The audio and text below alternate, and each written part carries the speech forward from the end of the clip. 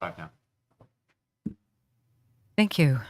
So I'd like to call to order. This is a special strategic initiative standing committee meeting of Monday, January the 16th, 2023.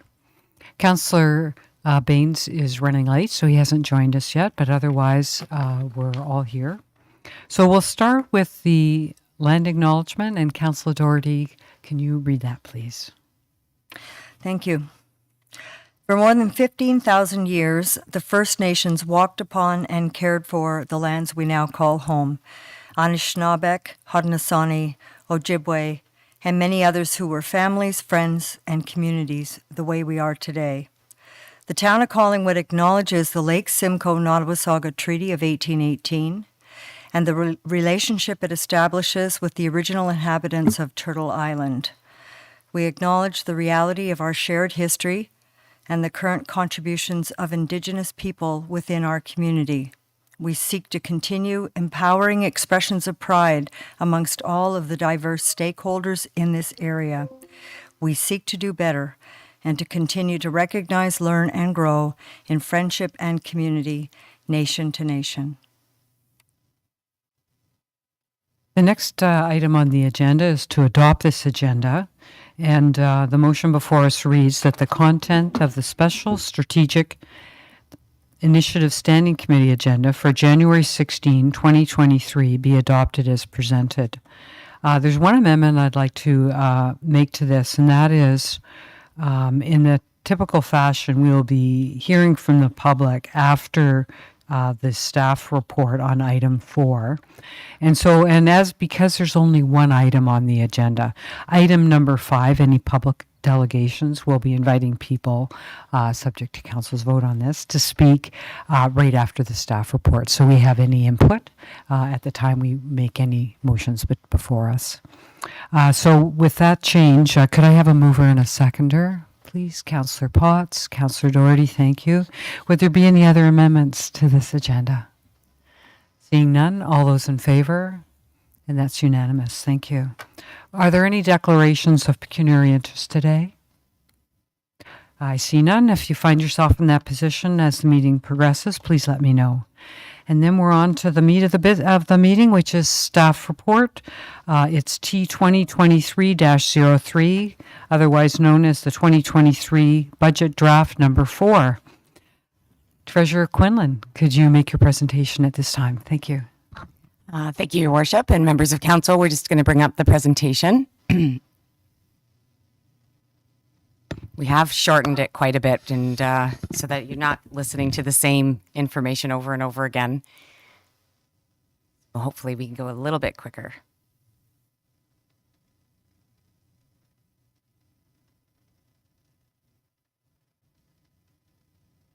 No, the actual presentation.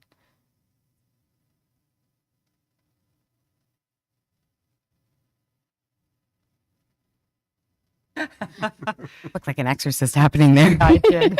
Scary movie.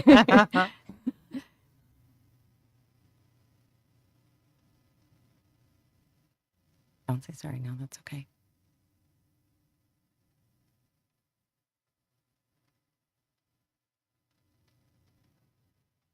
There we go. Yep, that's the right one.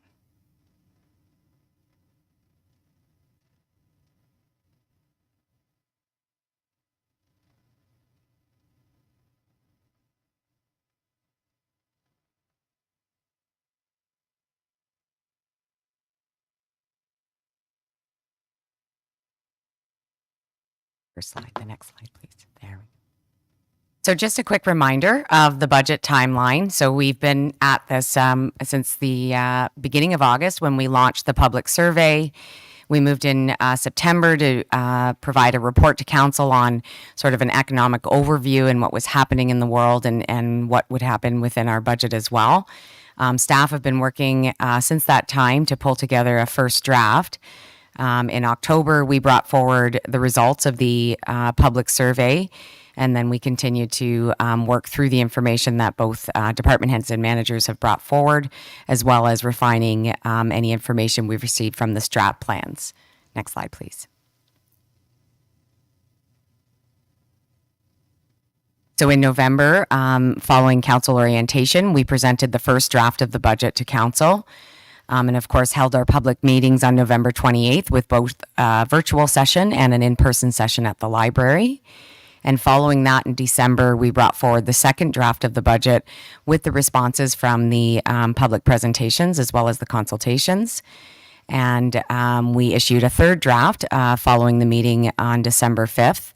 On December 16th. And then just last week, we presented this third draft to members of council and the public. And today we're looking at the fourth draft just following our most recent presentation. Next slide, please.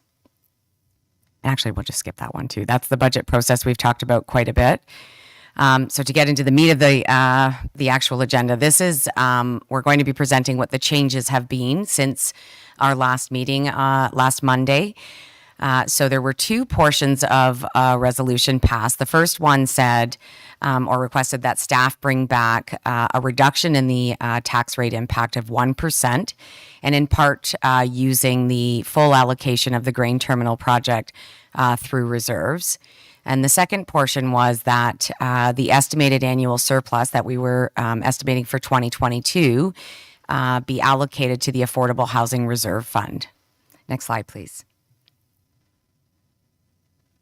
So when staff went back to look and work through these, the first part of the resolution, the $250,000, as we had discussed, for the grain terminals project is now funded through reserve. So there's 100% funding for that project. So no longer any impact to the taxation base.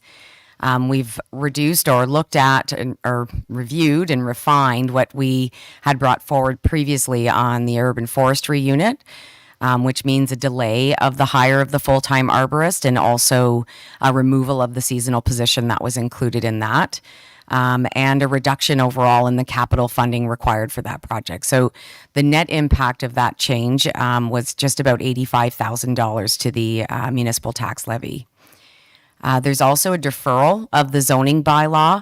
Not that we're not going to finish it, but that the first part of the work will be done in 2023, but the expectation is that a majority of the work will be completed in 2024. So it was previously a $50,000 funding amount requested in 2023, and we've split that in half to be more realistic and match what the actual cash outflows will be. We were lucky enough for the first time in a very, very long time to receive an insurance quotation that was less than what we had budgeted. So we were able to reduce the tax rate impact by $24,000 there. The insurance still does go up, mind you, at a lower percent than what our expectations were.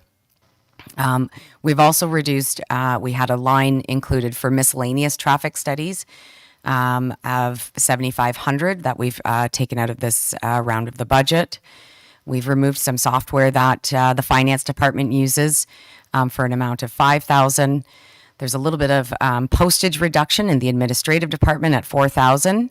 And then the final portion, or the second part of the resolution, was that we would use our annual surplus to fund the affordable housing piece. And then we've removed the $225 from this year's proposed tax rate. So next slide, please. So as part of looking at the options and understanding what the tax rate impact would be, this option A, so we have two alternatives that we've presented. Option A follows the resolution in that it includes the 1% that was requested and also the affordable housing change where the reserve would be funded through the 2022 surplus instead of through the taxation revenues. So in this case, the total reduction to the municipal levy is $625,000. And if we look at from the third draft to the fourth draft, it means a change in the impact to taxation of 1.66%. So previously we had proposed a 4.92% increase, and now we're proposing a 3.26% increase in comparison, again, to the draft 3. So what we've included here, just as a little reminder, is draft 3. It's not this table's altered slightly from what you've seen in the past, but I think it's important to understand the differences as we move along through the process. And it, of course, it also shows the changes from 2019 to 2022. And we've talked about those quite a bit, and that those 4 years, is an overall reduction of 2.17%. And then if we add the 3.26% on top of that, it would mean about a 1.5% total over the last 5 years increase to the tax rate. Next slide, please. So again, looking at option A, removing the 1% and changing the way the $225,000 is funded, means for the median assessed household that a change in their municipal portion of their taxes only would be about $76.60. In comparison to draft 3, where it was at $115.50, it's a change of about $38.90. Next slide, please.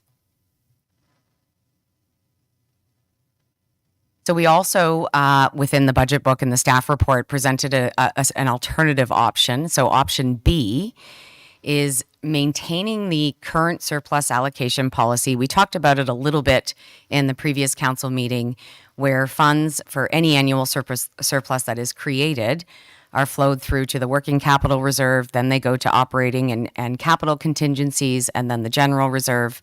And then any internal loans need to be repaid, which we don't have any. So then the next step would be that any allocation of surplus would fall out to the asset management reserve. So the second part of the resolution was that we would change that for 2022, which council is able to do. It is a policy and not under the Municipal Act. And use the funds that were created out of the surplus that we've estimated at about $225,000 or $260,000, and fund the affordable housing reserve for that, and remove what we've included in the 2023 tax rate. This option, the second option, however, says let's keep the surplus allocation policy as is and continue down the path of what we described, that essentially at some point, whatever's left in that allocation or annual surplus would move into the life cycle or the asset management reserve, and keep the $225,000 in the 2023 proposed budget, which means we would move to a tax rate increase compared to the 3.26 we talked about in option A, would be a tax rate increase of 3.86. It's still a reduction over draft 3 that was presented from 4.92 down to 3.86. So there is about a just over a percent reduction. And it does reduce the funding in terms of the municipal levy of about $400,000 from the prior year, or from the prior draft, instead. So the next slide, sorry, Robin, if you can move to the next slide. The next slide breaks this down by median household. So we talked about $76.60 being the impact on a median assessed household for option A. Option B, the impact on a median assessed household is about $90.61. The difference, I'll go to the difference between option A and option B, is about $14, or a little more than $1 per month in terms of the impact on a median assessed home. And I want to be very clear on the municipal portion of your taxes only. And although it's a pretty small impact in terms of a median assessed home, it does make a significant impact on our in-year and our ongoing difference in terms of the town's financial health and how we manage the asset management funding gap. I think we talked a little bit more last week about how, we were in about a $900,000 gap. OSIF came in a little less than what we anticipated. So now that $900,000 gap is over $1 million. So it's grown. And we've talked about before that it only includes core assets. So I'll go back to the non-core assets are the biggest or the most, item that we're really going to have to deal with in 2023 and obviously going forward. So we don't know what that number is, but I do suspect that it will be substantially more than where we stand today. Next slide, please.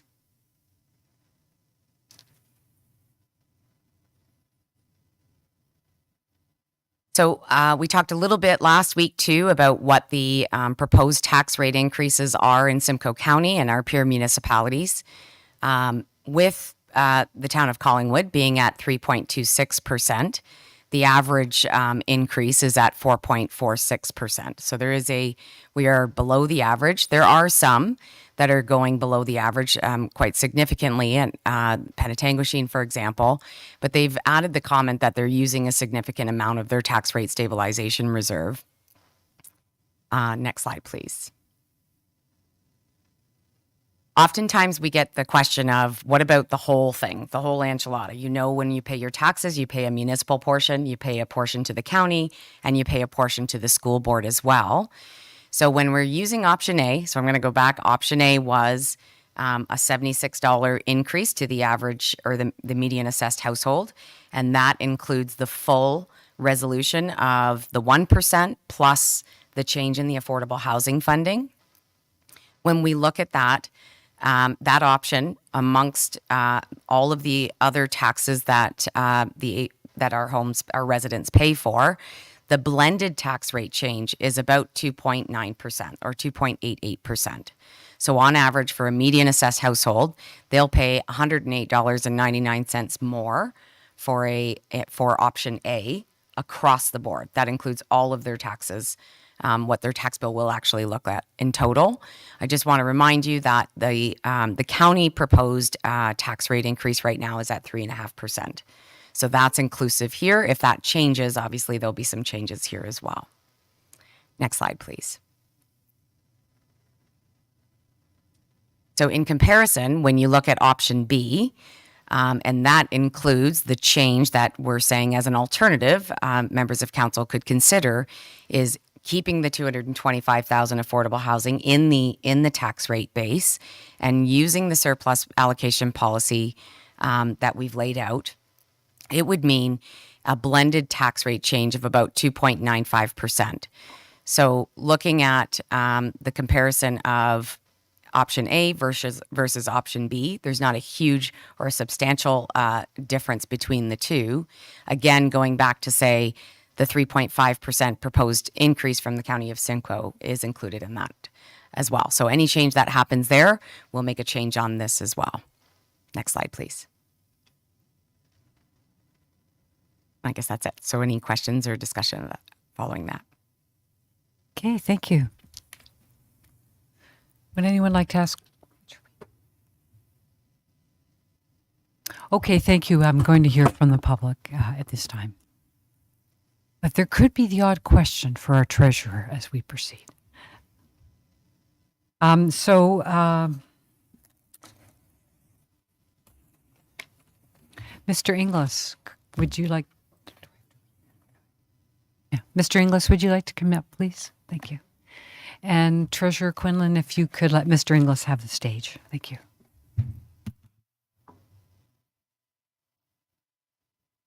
Afternoon, committee members, town staff. My name is Colin Inglis of Mariners Way. Commendation, not condemnation, but commendation, must go to town staff for producing this extensive budget. I'm sure it is challenging. Committee, which is currently is really council, is also acknowledged for seeking ways to manage the municipal levy increase. Transit is the first item on my list. Having a transit champion within the town administration is important. You are encouraged to retain the recommended full-time equivalent position currently in the draft budget. Concerned that this position will spend a good deal of time on regional transit issues. This should be the purview of more senior levels of government. The county and province should be encouraged to step into this role, allowing our employee to focus on our issues. Given that on-demand transit has not been implemented, and that the only mention of it that I could find in is proposed staged implementation, how will this be done in practical terms? Did we waste money on a consultant by not receiving a complete plan? Said that a good consultant takes your ideas and sells them back to you. Perhaps with an in-house capability, we could do things like speak to the vehicle operators and get their ideas about a system with which they are intimately familiar. The document also mentions only electrification of the transit fleet as an emission reduction option. There is also the use of hydrogen as fuel to essentially eliminate greenhouse gas emissions. All options should be explored before blindly going down a particular path. Next up is capital spending, and this is probably more applicable to a budgets going forward, but I realize the game. If we divide Collingwood into 6 sections, east, central, west, and then north and south, the northwest section is my focus. This area is rapidly developing with vacant land disappearing. One public park in this section, a smallish parcel dominated by tennis courts with no other significant features. Nothing in this budget to address the park's deficit in the northwest section. I and other northwest residents marvel at the concrete sidewalks installed on both sides of Highway 26 when the road was rebuilt east of Pretty River Parkway. The largely commercial area, sighting a pedestrian is akin to sighting a snowy owl, a rare occurrence. Yet when Highway 26 west of Harbor Street was rebuilt, no pedestrian infrastructure. This is a largely residential area. There is no winter maintenance on the existing gravel paths, which are not contiguous, frequently forcing pedestrians onto the shoulders of the highway. Safety needs to be a priority. Brief, thank you for your time and consideration. Please retain these thoughts in your present and future deliberations. Well, thank you very much for your thoughtful input. I should ask, would any council members have a question of Mr. Inglis at this stage? No? Okay, you're good. Thank you. Would there be anyone online, Clerk Almas, who would like to address council? Thank you, Your Worship. Yes, we do have some attendees attending virtually. And if any individual would like to address the Standing Committee regarding this draft 4 of the budget, please press the raise your hand feature at the bottom of your screen.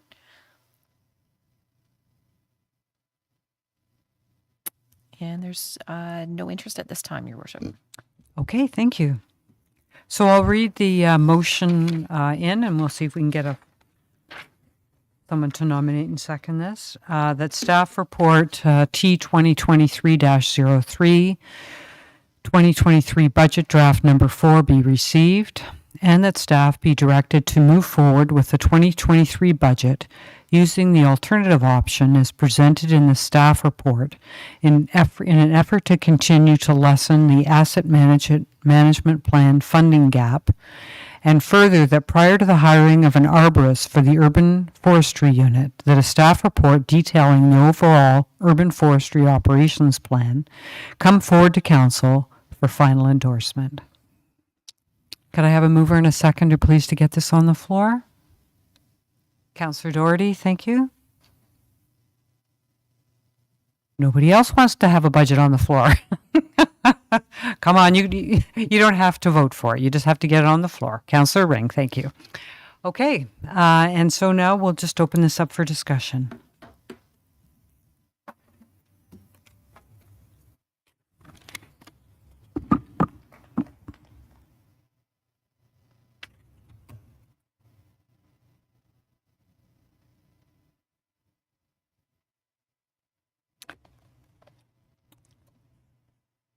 Okay, well, I'll put something on the floor. I guess Deputy Mayor Fryer, would you like to take the chair for this part?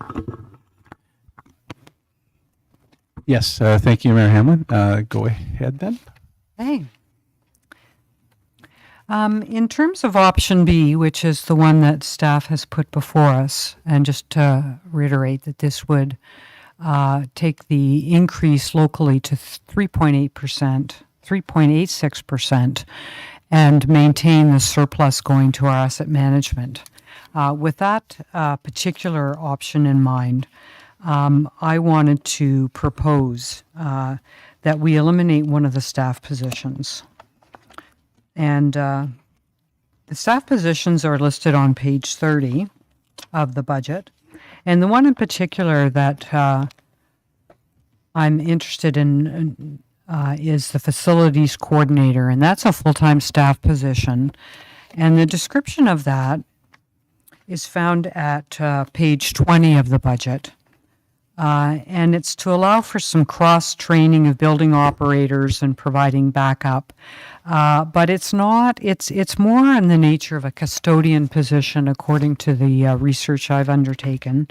The position, there's no new buildings, and the position is currently covered. We're just allowing some staff to move around their positions and do some training, have some backup. So I thought for a year in which we are trying to keep our budget as low as possible, this would be one position that we could see if we could defer until next year for consideration from this year. So I guess there's two parts to my motion. One, asking for support of option B as a start, and secondly, to eliminate this service enhancement position.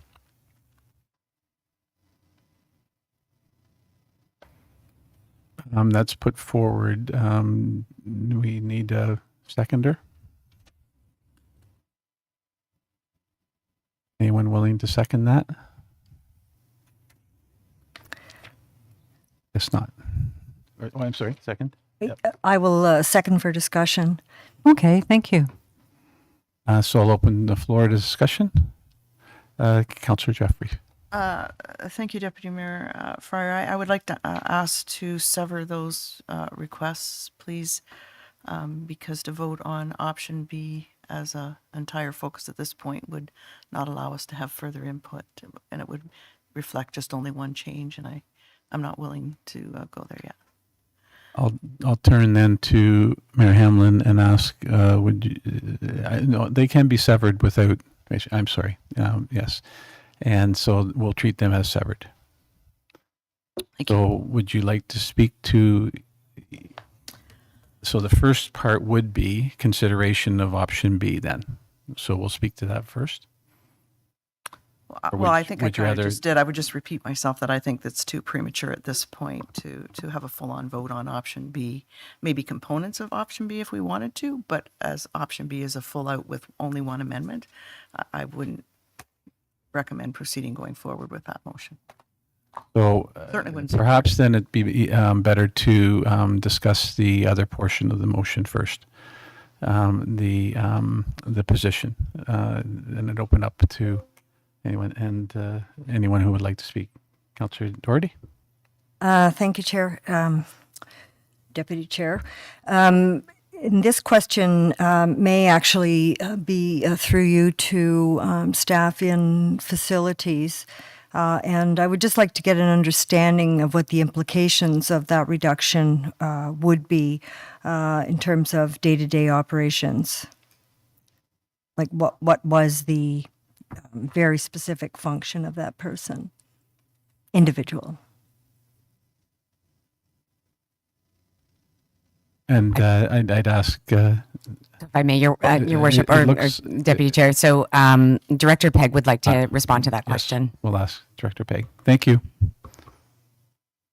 Thank you, Chair. Through you to the councillor. So the fleet and facilities operator position, Mayor Hamlin was correct in referencing the cross-functional nature of the position, but there's certainly much more to it that I'm pleased to share.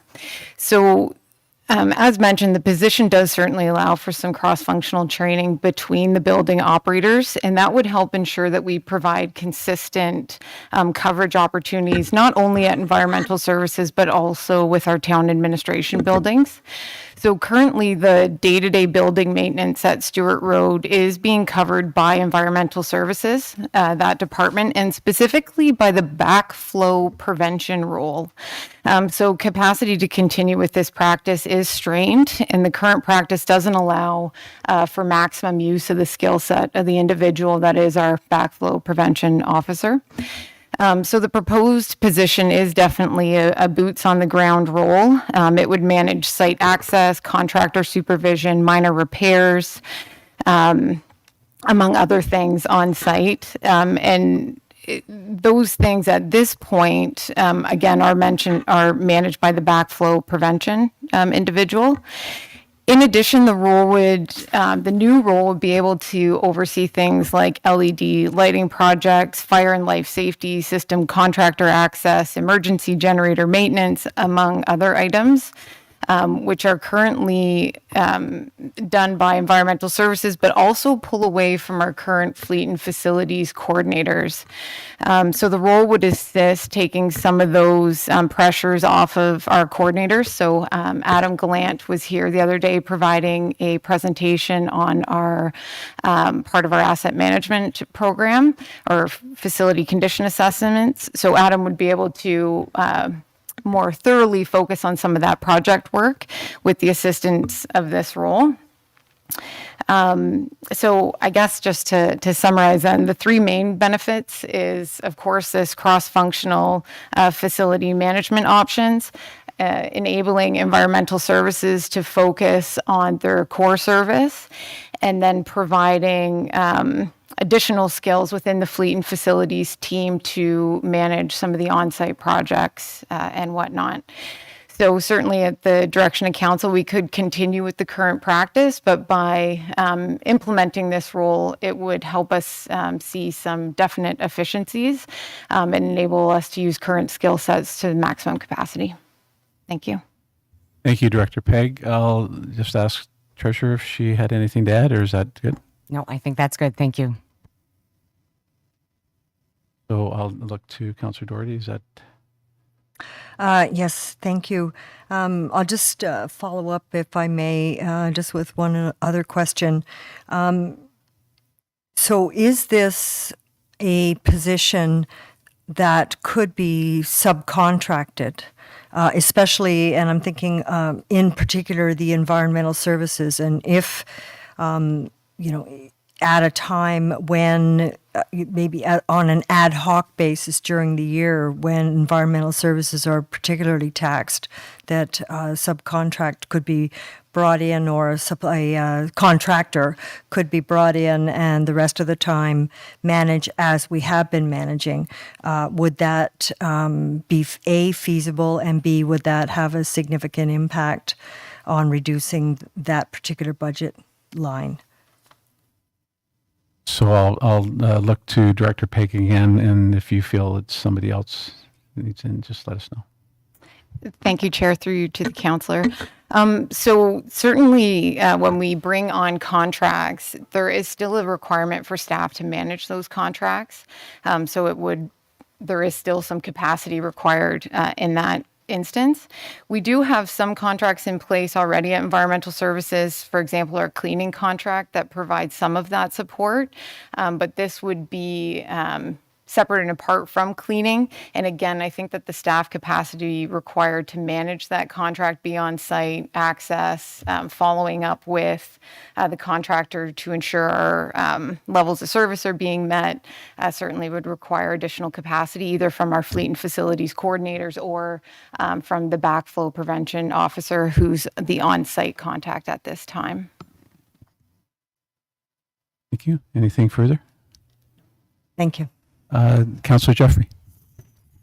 So thank you again, Deputy Mayor Fryer. So I guess maybe as an overall comment, it feels like we're doing a bit of restructuring of departments by adding people as opposed to moving the responsibilities. I'm curious if these responsibilities to which Director Peg referred through you, Deputy Mayor, were in the job descriptions when we first hired for the positions.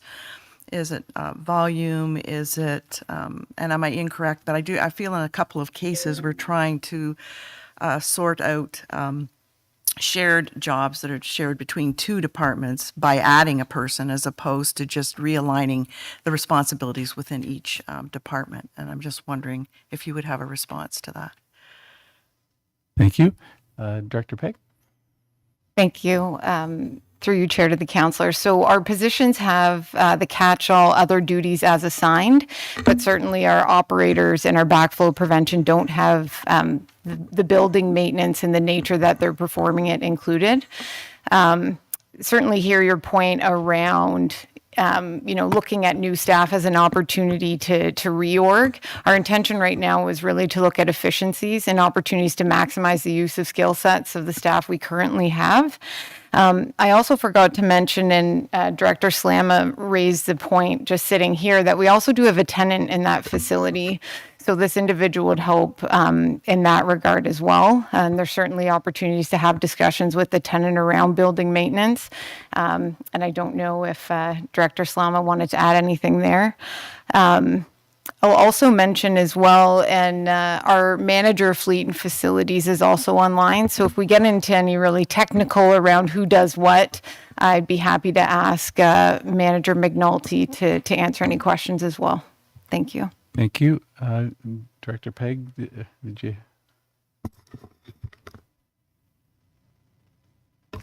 Thank you, Chair. Yes, I'll just add some comments related to the role that this position would play in helping to manage the tenant in the building. So, there is a tenant, they occupy more than half the building, and so there is frequent requests to deal with maintenance type issues, even simple things such as, making sure the access to the doors is cleared and light bulbs are functioning, all those elements. So again, this is where the operator position would be really very valuable and allow us to have someone who more suitably placed in that position to do this line of work. Thank you. And I believe the CEO Skinner would like to. Thank you, Chair. Just briefly to add to that, some of these changes relating to creation of fleet and facilities and the corporate nature of that was the council decision that the Freed admin had put forward for council to create those centralized corporate services. And we did do quite a bit of work on all the job descriptions as part of the compensation review. So that was another piece where we had looked at a number of these items. So we do always take opportunities to update, but I think generally outside the budget, we try at least to be as transparent as possible in those pieces. There are a number of powers that are delegated to the CAO around adjusting current positions that from time to time we do take advantage of within the context of council's governance as it's set out. Thank you. And Thank you. Just by follow-up? Follow up. I just looked in case Yep, Treasurer for sure. wanted to add I'm all anything. good. Yeah. I'm all good. Thank you. Go ahead. Okay, so I actually forgot my other point. But anyway, I think when I go back to former CAO Amin's recommendations, council did support a significant increase in staffing at that time to cover off all of the requests in terms of that restructuring of senior management roles and whatnot. So I think that was all done within the context of that vote. I think that there's value to what's being suggested by staff, but my overall comment as well, which will impact my vote on this, is the fact that council's being asked to fix an awful lot of things within one budget. And I don't think we can be all things to all people. And it's a very difficult budget at a difficult time for many of our residents. And so toward that end, I would be prepared to support Mayor Hamlin's, the portion of her motion specific to the this position, but rather referring it to the next budget as opposed to just, it will effectively eliminate it from this budget, but the word I would prefer is to give staff hope and refer it to the next budget discussion for 2024. Thank you. I'll just ask if Councillor Potts, would you like to speak? Yes, thank you, Deputy Mayor Fryer. First, I have just a clarification. Is this a custodian position or is it a building coordinator facilities position? Or is it blending the two of them together? Just clarification on that part first, please. Thank you. I'll turn to Executive Director Peg for explanation on that. Thank you, Chair. Through you to the councillor. So the position does have custodian-like duties within it, but it is not a cleaner. So we have a contract for cleaning. So it does very much so have facility maintenance roles and responsibilities. So it's not a custodian in the sense of, like cleaning and whatnot. Thank you. Any follow-up? Yes, Deputy Mayor Fryer, through you. So understanding my past in the buildings and it was the health and safety committee is used to a lot time to go through and do the generator checks and ensure that the doorways were clean, and it was kind of a part of a routine maintenance. So I feel in this case here, I'm obviously in this scenario and staff in general, I'm definitely not in support of adding any additional staff at all across the board. But in this one here, and I think that we can utilize internally what we have, and I just think that there could be more put on to the local staff as far as committees going around and doing some of these tasks. And if there's anything outside of that realm that maybe your building coordinators or maintenance coordinators can step in and take on maybe some of the bigger stuff. But I don't at this time support the additional position. So that'll be my comments. Thank you. And before I ask for any others, we will welcome Councillor Bain. And I'll just briefly say to the councillor that we are entertaining a motion right now on the floor. It's been separated into two. And perhaps I might even get Mayor Hamlin to reiterate what she's put on the floor, if that would be okay. Absolutely. So the first thing in what we're talking about right now is to eliminate one position that's listed in the budget at page 30 and described at page 20. It's the fleet and facilities operator for $115,000. The second part is to ask council to consider maintaining our asset, I'll say plan as it's been, which allows our surplus to go for asset management. Because Councillor Jeffrey has indicated she would like to make different changes, I'm going to withdraw that portion until later. So right now, I'm just dealing with the elimination of that one position. So that's very good. Thank you for that update. And Councillor Bain, so we are entertaining, and I believe it's on page 20? 20 is the description of the budget, is the particular description of the position. And so I'll leave you to whether or not you want to comment. I'll just turn to the other councillors first. Doesn't appear to be anyone. I know it's a little rushed, Councillor Baines, and I apologize, but would you want to speak to this issue? Yes, actually. Then go right ahead. Thank you, Chair. I've reviewed this as well and spent some time looking at this, and I think it's appropriate that this be deferred, if you will, or eliminated at this point for this year, hoping that we could come back to this at some time in the future, particularly in regard to the volume, hopefully increase we will see in the coming year. So I would be in support of the elimination of this item. So I think we've heard from everyone who wanted to speak. So I will ask for a vote on the motion. All those in favor? Unanimous. Thank you. And I will turn the chair back to Mayor Hamlin. Okay, thank you very much, Deputy Mayor. Is there any other questions of the Treasurer? Councillor Doherty. Thank you.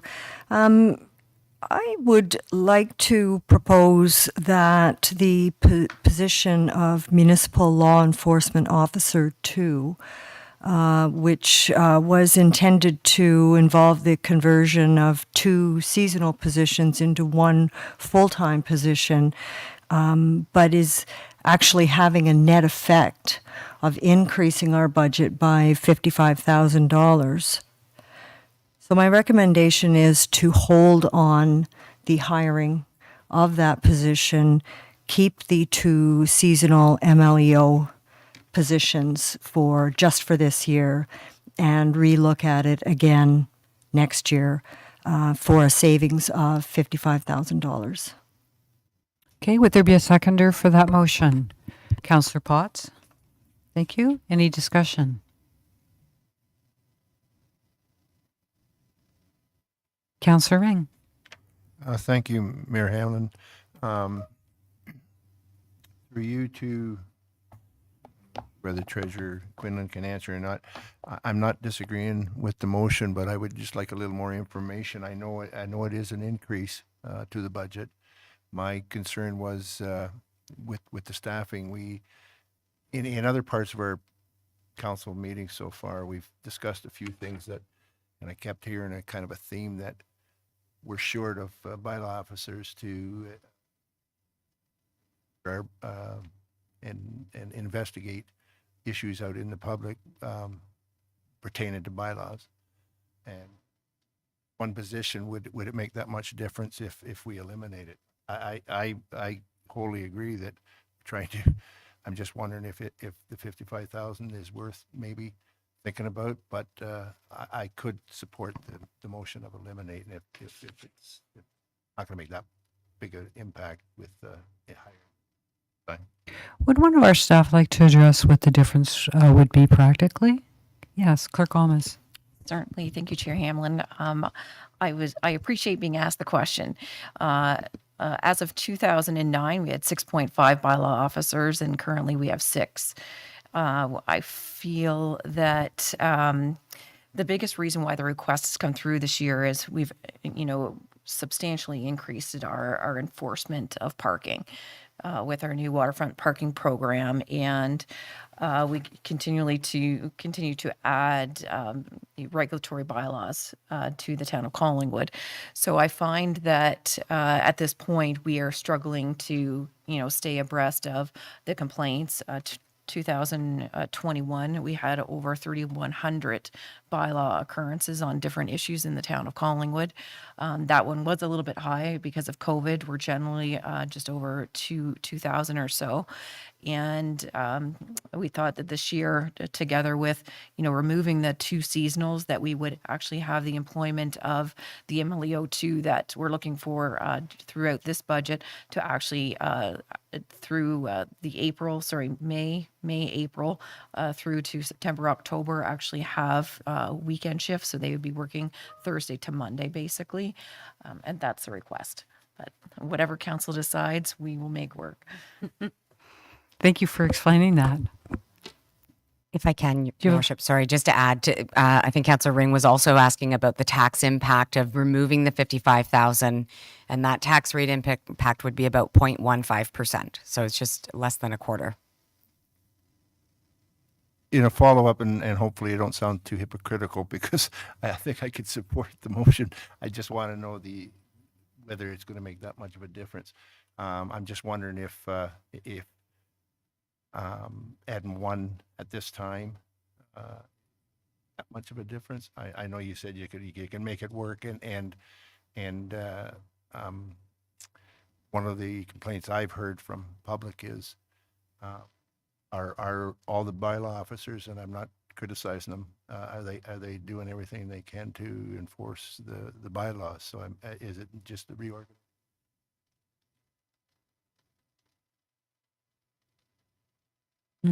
I hear you. I think there is a general concern there's not enough bylaw officers. Is there anything else you'd like to add, Clerk Almas? Certainly. So this position, too, the benefit of having it year-round is because we continually increase annually our number of calls for more significant property standards issues, noise issues, zoning compliance issues, together, too, depending on what council's decision is going to be on short-term accommodation that's coming forward shortly. I think it's a very... we feel it's a very important position. Everybody feels like their positions are important. We haven't asked for an increase in position in some time. 45% of this position is actually coming from the parking reserve, or the parking reserve component of it. And sorry, I think I might be digressing from your original question. Sorry, Councillor Ring. It's okay. I just wanted to make sure we get the best bang for our buck with the staff we have right now, or can we actually get more of the work done that we're hearing it's not getting done? I don't think we can squeeze any more water from this sponge. I'll leave it at that. The staff work quite hard. There's a number of as I said, occurrences that happen annually. And to stay apprised on issues and trying to incorporate, compliance dates, follow-up dates, investigations. Also too, whenever they're, attending court for prosecutions, they're taken off their regular duties. In addition to,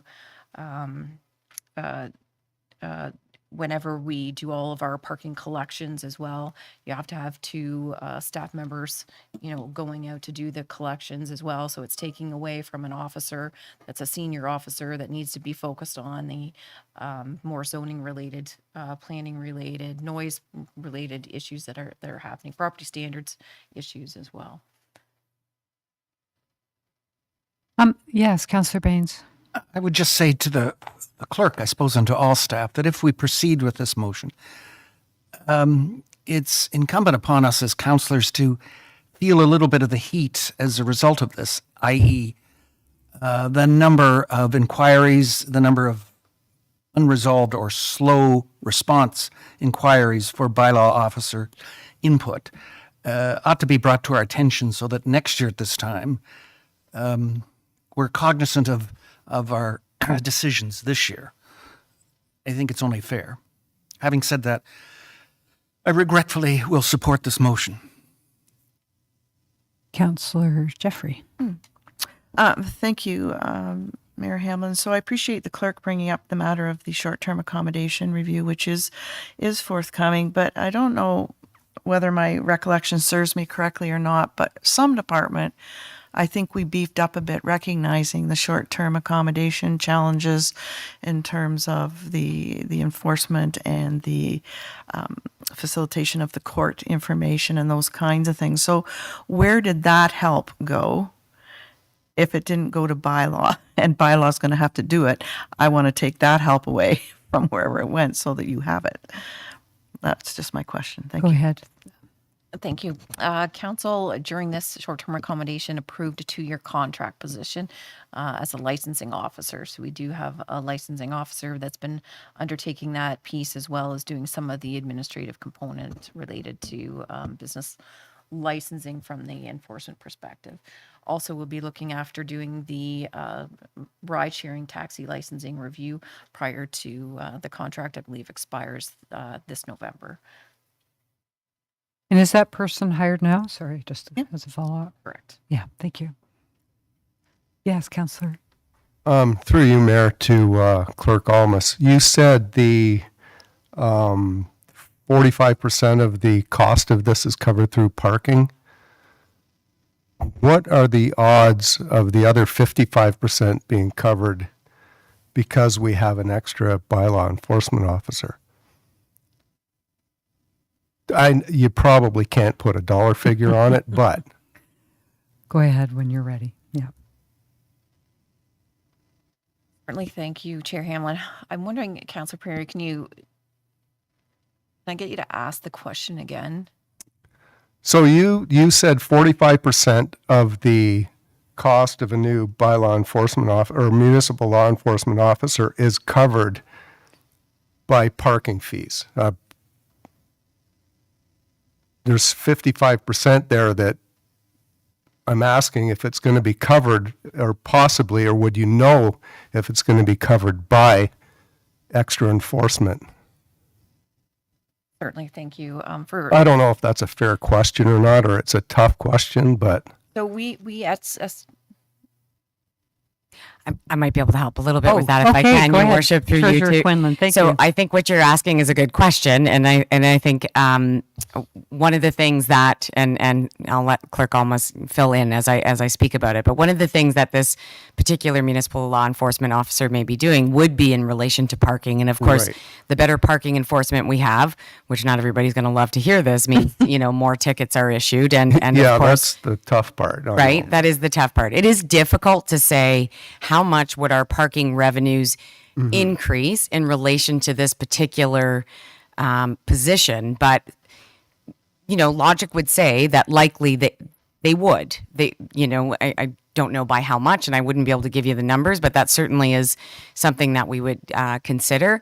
I think the other part of that, however, is that we wouldn't necessarily change the way this particular position was funded. We maintain the 45-55 split because there are a lot of bylaw related issues that they would need to manage. But at the end of the day, it's certainly possible, if not, in fact, logical, that the net general parking funds would increase.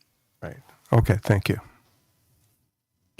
My question is, I'm intrigued by the fact, rather than just having seasonal people, which I presume is over the summer period, we'd actually have someone for the whole year.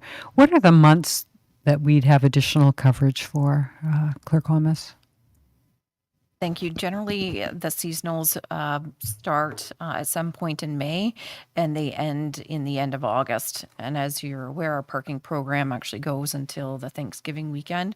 So there's generally, especially on the weekends, and the seasonals work on the weekends for that coverage. If we have, nice weather throughout those months, we tend to get a little bit more capacity there that bylaw is able to handle. And I'll just note too, in addition to the 45% related to parking, 25% would be responsible for animal control as well, in which we have one officer that's basically dedicated to that role as well. And because of the staffing and capacity that we have currently, for example, our dog tag program, we haven't been able to be as proactive as we'd like to be on that. And so we potentially could we'd hope to get more revenues through that program as well. Mm-hmm. Okay, thank you for that. Are there any other, Councillor Houston, you go ahead. Thank you, Mayor. Through you, I have a question about the two seasonal positions will be eliminated for this one position. So what kind of an impact will that have during the seasons where those two positions are operating? Now we're going down to one individual that's operating under bylaw. Is this a Clerk Almas question or? Yeah, go ahead. Thank you. Sorry, that's a very good question, Councillor Houston. So if we are to eliminate the one full-time, we would request the two seasonals be added back to the mix. I'm sorry, if I can, Your Worship, through you to Councillor Houston, I think you were asking what's the impact of having one person versus two? Was that the... Right. Like, how are you going to manage in the summer with So maybe just one? if I can give Clerk almost a few minutes to think about that, because it is a big question.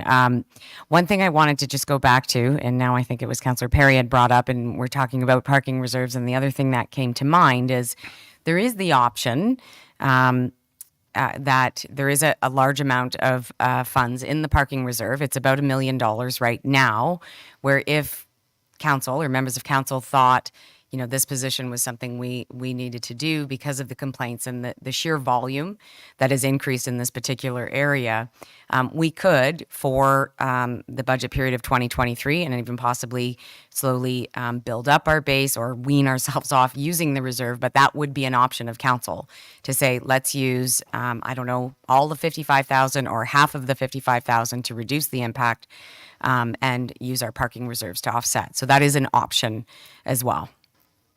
And sorry, Clerk Almas. Go ahead, Clerk Almas. Certainly, if I may ask Manager Adam Herod to help address that question. Okay, Manager Herod, are you there? There you are. Hello. Have you been following? Can you answer? Yeah. Yeah, good afternoon. Thank you for having me this afternoon. And I think the question was from Councillor Houston. Is that correct?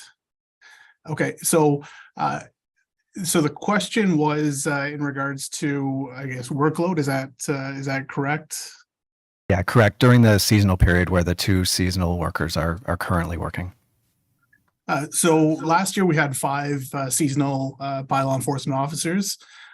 So we would go down, assuming that the municipal law enforcement officer 2 position does get approved, we would go down to having 3 seasonal officers and that 1 kind of permanent position. And in 2020, I think bylaw was like the number of occurrences. We were at kind of our peak. We did have a number of occurrences last year as well, but we weren't I would say, as busy at our waterfront doing, addressing some of those issues. So I believe that staff would be able to manage the additional workload with the less staff. So hopefully that answered your question.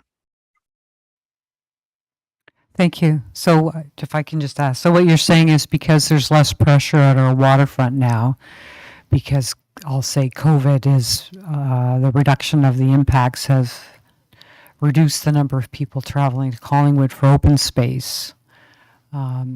You feel you can get by with the 3 seasonal workers plus 1 full-time in the summer?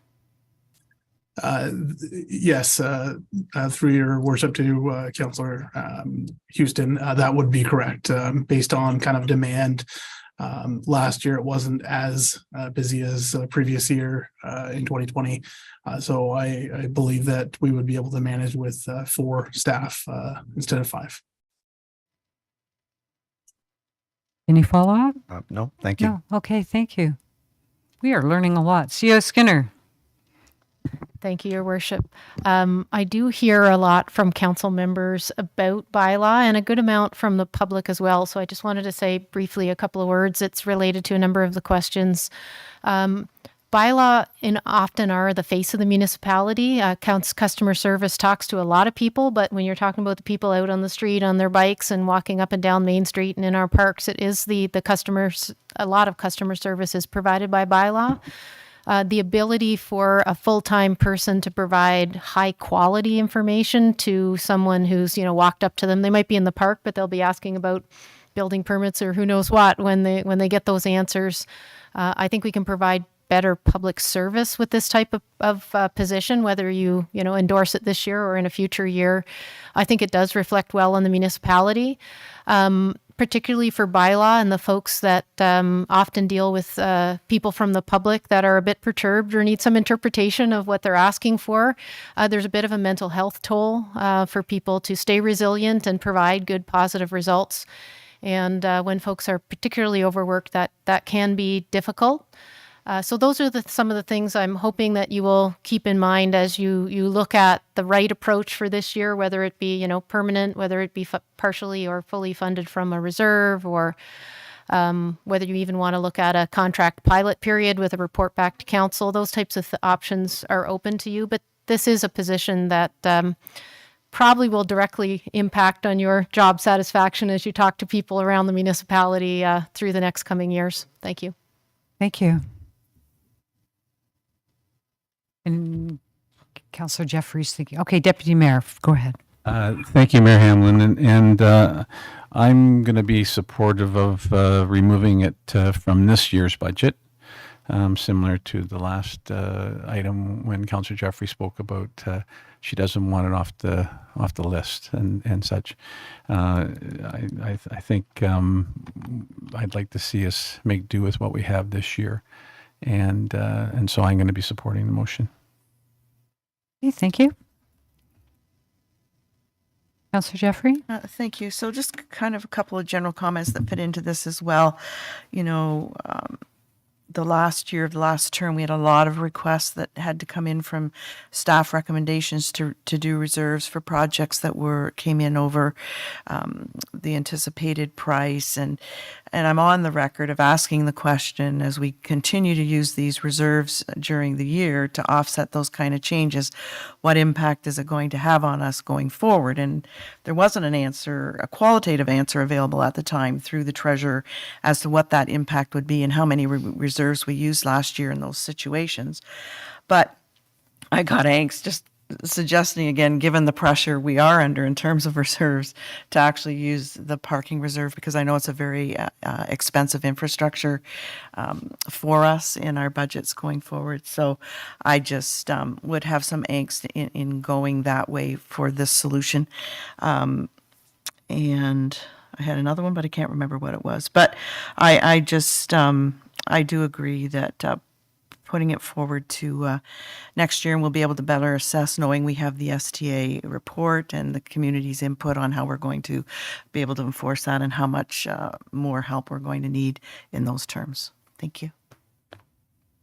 Yes, Councillor, are you wanting to finish up or just have a question?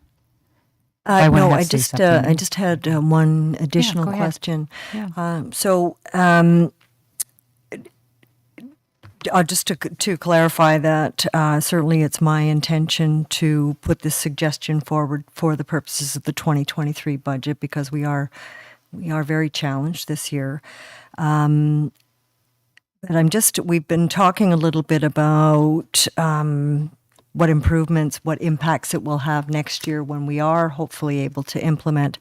So my question is, how or do we track the, I'm sure we do, number of bylaw enforcement inquiries, speed of response, speed of resolution?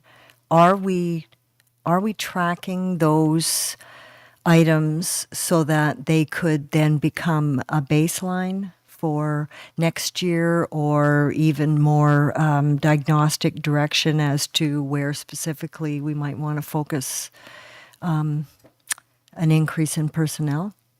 Through you to Clerk Almas. Go ahead, Clerk Almas. Certainly. Thank you, Chair Hamlin. We definitely do tracking. We track every single bylaw occurrence, every single contact with a witness or the individual or complainant regarding a file.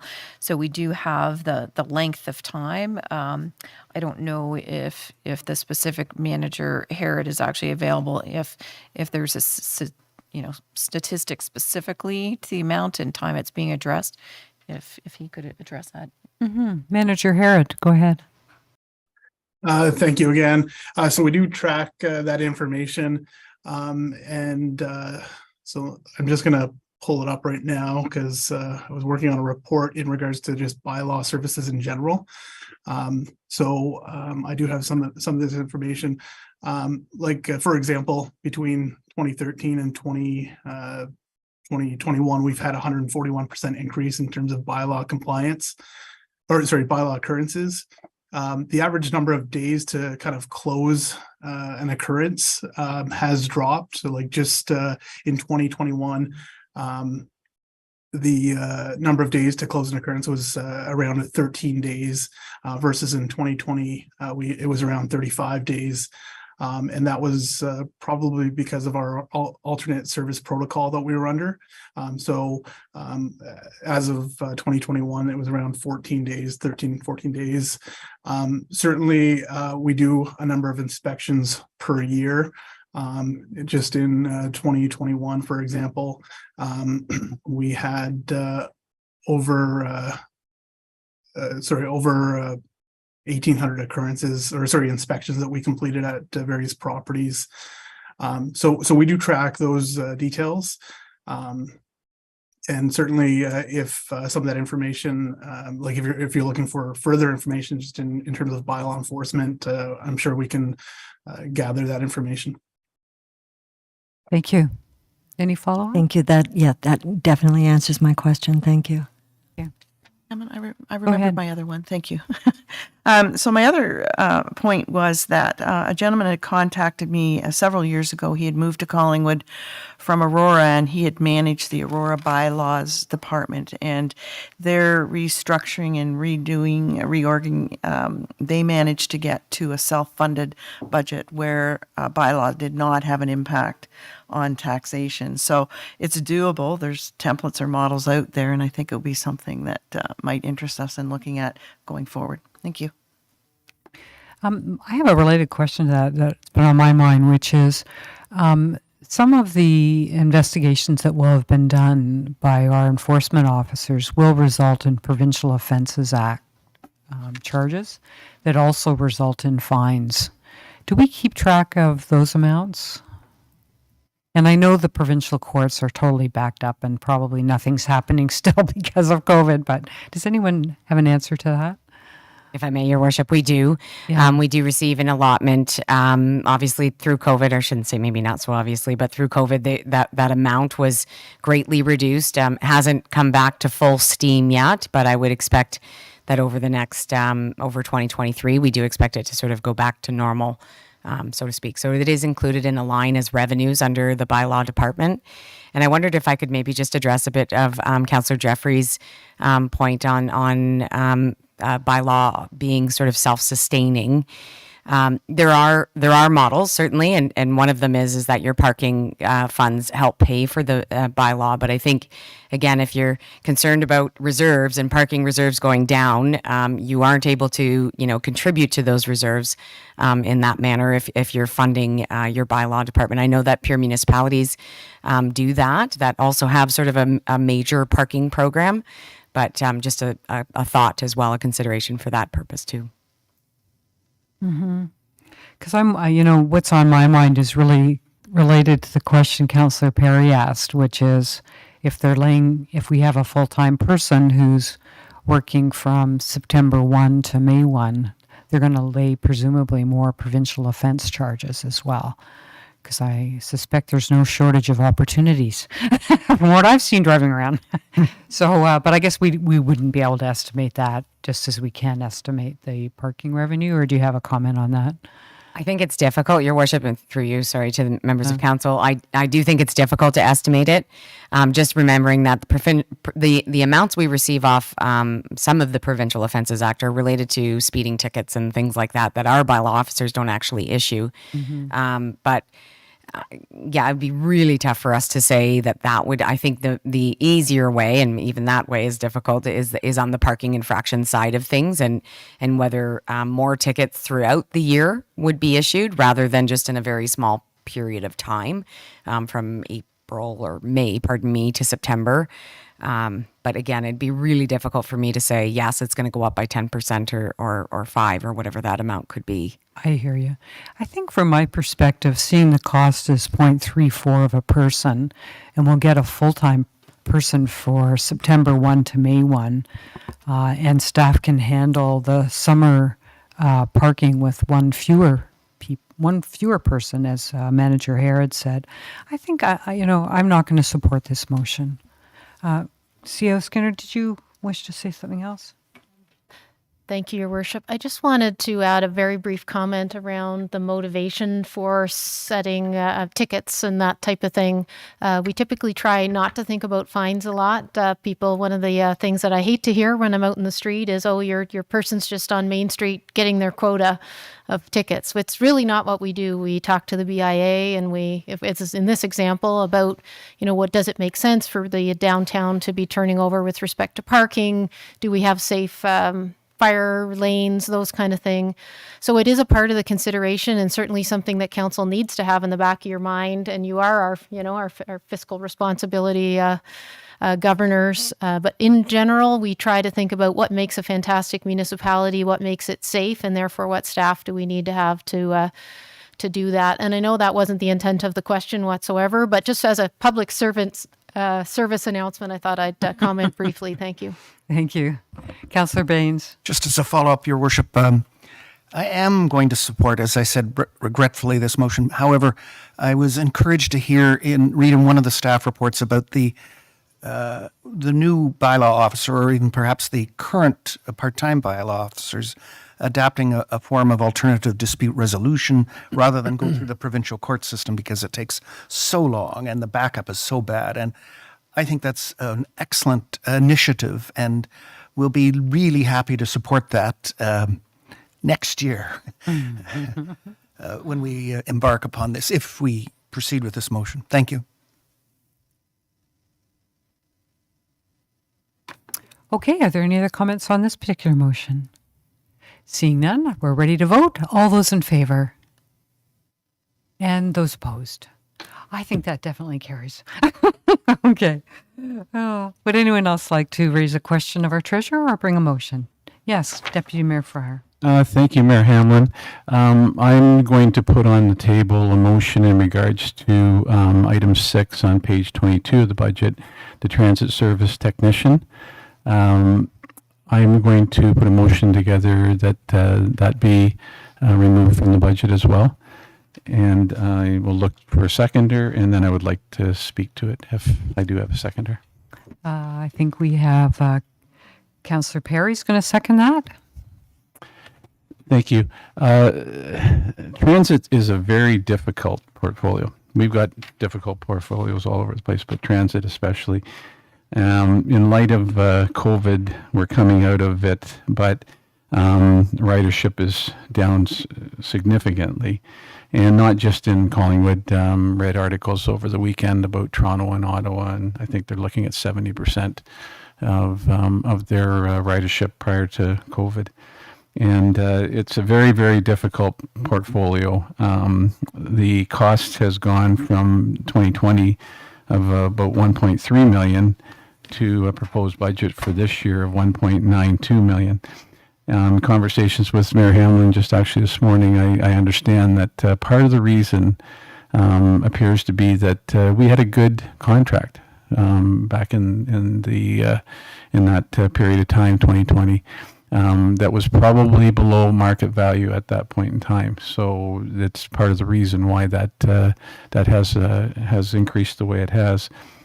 But again, in light of it getting up to over $1.9 million, I just at this point in time I can't add further to that.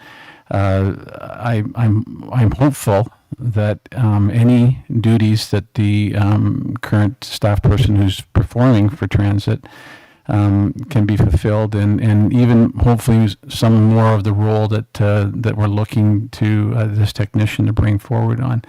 And if that's the case, if there's workload that has to be offloaded to the department, that they somehow can figure out how to manage that with the rest. So that's my position at this point in time, and thank you. Okay, thank you. Any questions? Councillor Ring.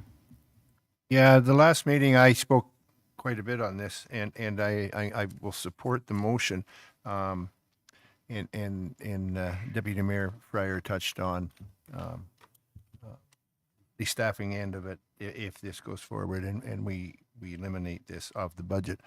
That's I think that the need is there probably, but I think we've got to work better at staff that we currently have.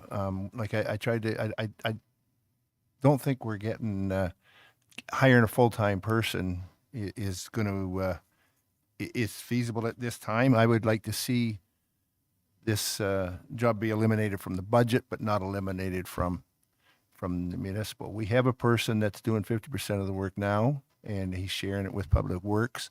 I would suggest that he takes this job at 100%, and Public Works finds a way to make up the difference with the work he was doing. I would prefer to see that.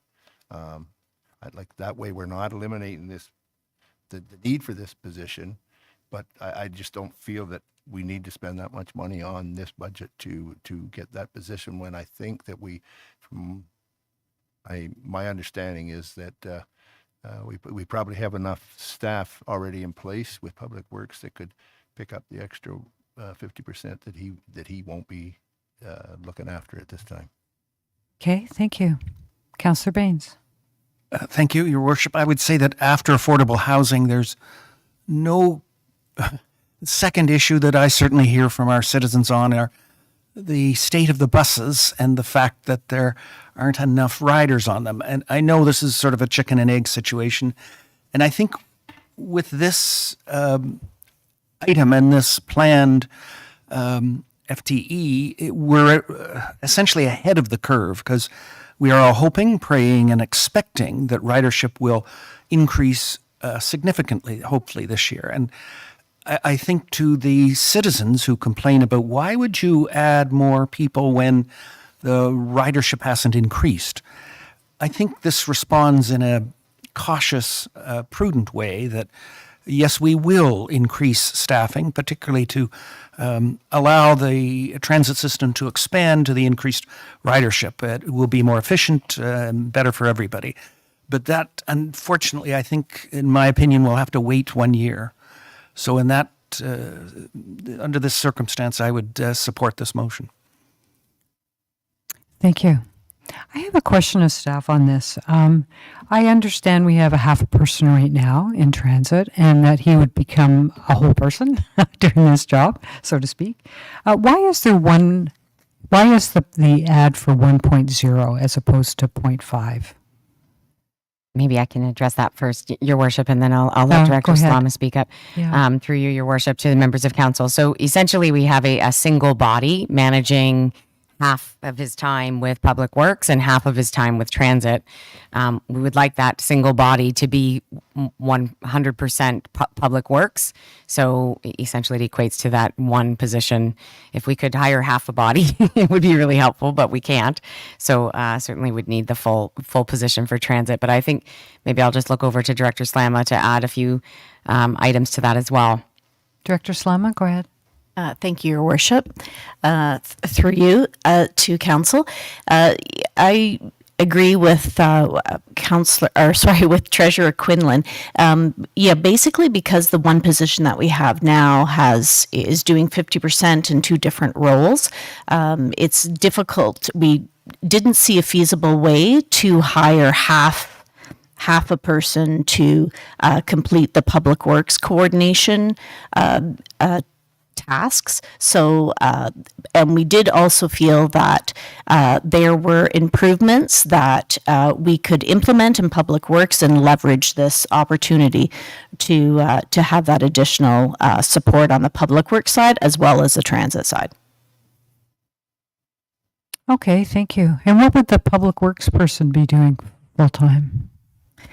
Through you, so continuation of what the role does now, which is manage a lot of the service contracts related to some of the Public Works operations, so such as asphalt resurfacing, pavement markings, things like that. There's also a greater opportunity to leverage that position to improve in the Public Works Department our operations from GIS and based perspective. So looking at our asset inventory, making sure that's accurate, which supports the on the boots on the ground operators that are completing locates. Again, using that tool as a way for work orders or recording some of the tasks that they're doing. So we see opportunities there that would help us with some efficiencies in our documentation as well. And those are a few things that come to mind. Okay, thank you. Councillor Potts? Yes, thanks, Mayor Hamlin. Just listening in to Director Slama's comments there, and so when I look at it here, we're in reference to GIS. I believe the town, and I could be corrected, but I believe we have a full-time GIS personnel that's in place now that I'm sure could assume those duties. When it comes to the asphalt resurfacing, the pavement markings, for a number of years, everything seemed to manage, under the leadership of whether it's the manager or supervisor or again lead hand that looked after those. And I guess from last meeting, there was reference to that maybe some of those positions wouldn't have the certain qualifications, or at the same time maybe the same level of education to be able to pursue or follow through with these. So then that becomes a concern of mine that we're putting more money into another an additional position, or to find out when we need to keep it in-house and we need to keep it there and put the 50% of the work back to the Public Works where it's been for the last number of years, and allow this individual the full-time opportunity in place now to do 100% transit, and we don't have to add any more positions to that. So that's my comment. I think that we can take this work and we can put it back to the staff we have and move forward. Thanks. Thank you. Just want to echo the comment because I do think about this a lot, that we have to get moving to our on-demand service, because it will be not only more efficient use of our resources, but it will offer better service to our community, because we have large parts of our community that currently aren't serviced by the bus routes because it's a very old transit plan we're working with. So, and we know that the people who are most increasing the abilities of the person we have now to full-time if necessary to move this forward. And anyway, I just wanted to add that. Any Councillor Doherty? Thank you. I guess, Mayor Hamlin, along the lines of what you have just said, I think it is critical in a year where we have committed to purchasing on-demand transit software and implementation of the program that we do need to assign sufficient staff oversight so that the program has its very best chance of being implemented quickly and successfully. I would cautiously support this motion only if what we're saying is the oversight for public transportation would go to a full-time, one person's full-time position, and the other half would be absorbed in the department among current staff.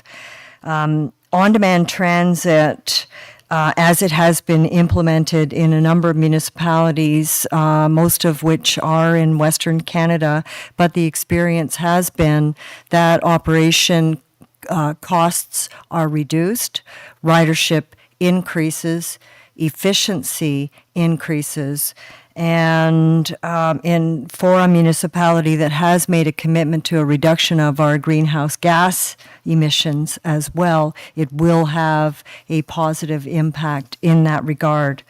There's been a lot of complaint about use of our buses, ridership of our buses in the past 2 years, but our ridership was on the increase up until the time that COVID hit. It is back on the upswing, although it has not hit our 2019 numbers yet. On-demand transit will serve to take us over the top if the many municipalities who have already implemented our any demonstration. The other thing that I will mention is, we have an issue with affordable housing in this municipality. At least if we can offer a robust public transportation system, then we can assist our residents to offset some of those financial challenges by offering them public transportation that works. Well said. Thank you. Councillor Jeffrey. So thank you, Mayor Hamlin. So a couple of different questions and comments. Firstly, my question is, even though the motion, which I will support, is removing the 91,000 from the budget, will specifically not allow for an addition to Public Works. I want to know what direction council would have to give to know that CAO would take the direction that that transit job become 100% transit, because I believe the realm of responsibility in terms of the work allocation is with the CAO. And do we have that ability to make that direction? Is the CAO willing to take it on without, and how would that work? Thank you. I think that's a question for our CEO. Or do you? Thank you, Your Worship, through you to Councillor Jeffrey. Council has the ability to do the delegation of authority to the CAO. And recently, but with the last council, there was a delegation of authority around reorganization, job descriptions, and the like that is in the hands of the CAO. I think that's an important part of managing the staff and figuring out how to get everything done. I wouldn't be comfortable here today saying that I believe that position can be 100% transit. We have minor capital work for writing the contracts, hiring the people to do the line painting, We have the all of the work for the ongoing guide rail repairs and all of the small minor capital work for the asphalt repairs, sidewalk updates, those kind of things that are all typically, we call them public works, but the positions in public works, but these are typically engineering type functions. I don't know where else I'd put them today. So while I'm of the opinion that we do need a full-time person doing transit, to take that work away and give it to someone else that's already at capacity, I'd have to figure out where to put it. And also, just as an aside to this piece, we do have a lot of people that are already at capacity. We've been growing very fast. We are one of the fastest growing municipalities in Canada. We have had a budget that's effectively negative for the last 4 or 5 years, and we've absorbed all of those people and all of those costs with some growth. But what we have done typically here is we have hired people and tried to use those people as effectively as possible. And I know we're having conversations right now about people and the risks of adding people, because of course, once you add a person, you're committed to that person depending on the type of contract or permanent employment that they have. But the real question is around, what does it cost to get the work done? So whether it's people or whether it's contracts or some other approach to getting the work done, it's how would we do that? Right now, with the way that the employment milieu is working, it's very hard to get good people. We have a P50 pay policy, which means that we pay average for municipalities. No one's going to make a lot of extra money by working in Collingwood versus working somewhere else. It's a great place to work, but we're not going to attract them from Wasaga Beach or Grey Highlands by advertising a job here. But it is a workers' market. And when we get good people, we try to keep them because they bring so much extra value to what they can do on a day-to-day basis, as opposed to having Deloitte come in for 6 months or another consulting firm, unless they bring a really specific piece of expertise. So I just really wanted to talk a bit about those the people and the ability to change that transit job to be 100% transit. I certainly would look into that, but the commitment to, after analysis, to say yes, it can be done is something I'd be reluctant to do right now. Thank you. Follow up? Yeah. Well, thank you. And I wanted it to be really transparent, especially for the new council members, to have that understanding. Even though we take the money out, we don't have the control at this point. But there is the potential through to the clerk, I believe, to reopen the delegated authority if there were things like that we wanted to be able to address, if that's correct. Clerk, through you to the clerk. Yes, go ahead, Clerk Holmes.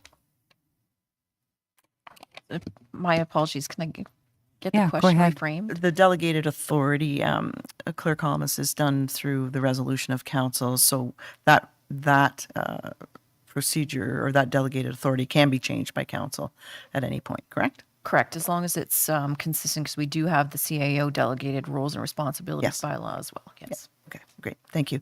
And then my second comment was, and I don't know if that would be through you to the treasurer, and I'm not sure she may have this at her fingertips, but just to reassure the newer council members and the public who are watching this, there was a significant amount of funding received through the Safe Restart and funding, FCM funding for transportation, both federally and provincially, to assist us during those COVID times.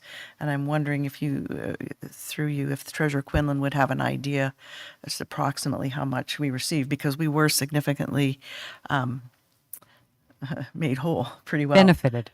We did definitely benefited from a lot of transportation money, and that has continued into some funding I believe received this year. Thank you, Councillor Treasurer Quinlan. Thank you. Thank you. Thank you, Your Worship. Through you to Councillor Jeffrey. I can just pull up the exact amount here in just in a few seconds, but the idea of the Safe Restart money was in fact to help offset the revenue loss that or I should say the most impactful piece was the revenue loss and the decline on the transit side, of course. In terms of total dollars, if you just give me one quick second, I can pull it up. Oh, give me 1 second.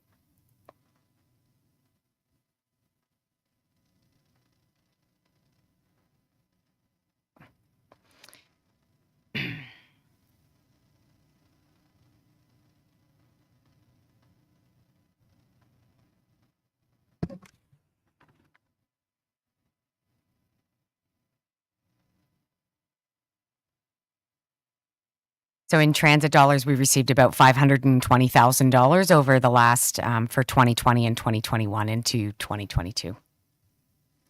Thank you. Thank you very much. And that was just, I have a follow-up on that because I know I'm curious. So that was to cover our loss of operating revenue because no one was riding our transit system. Was that is that what I heard you explain? Yeah, pardon me, through you, Your Worship. It was the funding was based on reduced revenues, the price of gas increasing, all the things, the increased cleaning we required. Right. We also needed security at the transit terminal because of the changes that occurred there as well. So all of that, all of those things that sort of occurred because of COVID, I shouldn't say sort of did occur because of COVID, were helped offset by that, and that was the $520,000. Mm-hmm. Deputy Mayor.